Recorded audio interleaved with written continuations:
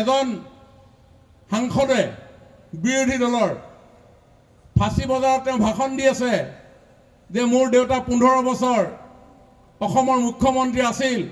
মই কৈছোঁ যে হয় আমি জানো যে আপোনাৰ দেউতা 15 বছৰ মুখ্যমন্ত্ৰী আছিল, কিন্তু আপোনাৰ দেউতা 15 বছৰ মুখ্যমন্ত্ৰী থাকোঁতে অসমৰ যুৱক যুৱতীসকলে পইচা নিদিয়াকৈ চাকৰি পোৱা নাছিল। এজন সাংসদে বিৰোধী দলৰ ফাঁচী বজাৰত তেওঁ ভাষণ দি আছে যে মোৰ দেউতা 15 বছৰ অসমৰ মুখ্যমন্ত্ৰী আছিল, আৰু তেওঁ তেনেকুৱা ধৰণৰ ৰেফাৰেন্সত দুটা এটা কথা কৈছে। মই কৈছোঁ যে হয় আমি জানো যে আপোনাৰ দেউতা 15 বছৰ মুখ্যমন্ত্ৰী আছিল, কিন্তু আপোনাৰ দেউতা 15 বছৰ মুখ্যমন্ত্ৰী থাকোঁতে অসমৰ যুৱক যুৱতীসকলে পইচা নিদিয়াকৈ চাকৰি পোৱা নাছিল। আপোনাৰ দেউতা মুখ্যমন্ত্ৰী থাকোঁতে MLA বিধায়ক মন্ত্ৰীৰ লগত ভাল সম্পৰ্ক নাথাকিলে চাকৰি পোৱা নাছিল। কিন্তু আজি আমাৰ চৰকাৰে 1 লাখ চাকৰি দিলে।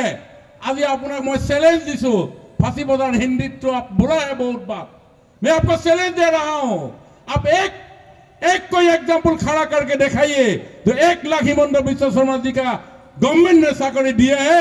ये कोई मंत्री का रजिस्ट्रेटर नहीं है, ये कोई MLA का रजिस्ट्रेटर नहीं है, एक कोई पैसा वाले आदमी नहीं है। दिस इज द सबका साथ सबका विकास सबका विश्वास।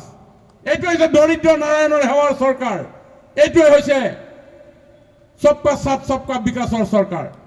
और সেই কারণে এই বিভিন্ন ধৰণৰ নতুন নতুন সম্ভাৱনাৰ বিকাশেৰে আগন্তুক দিনত অসমৰ লগতে উত্তৰ পূৰ্বাঞ্চলক আগুৱাই লৈ যাবৰ কাৰণে মোদী ডাঙৰীয়াই আজি সিদ্ধান্ত গ্ৰহণ কৰিছে।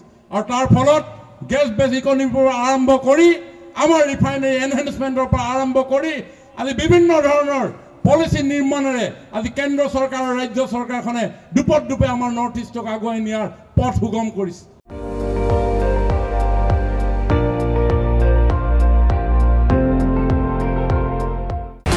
আপুনি চাই আছে ND24, সৰ্বশ্ৰেষ্ঠ নহয় সৰ্বোত্তমৰ দৌৰা।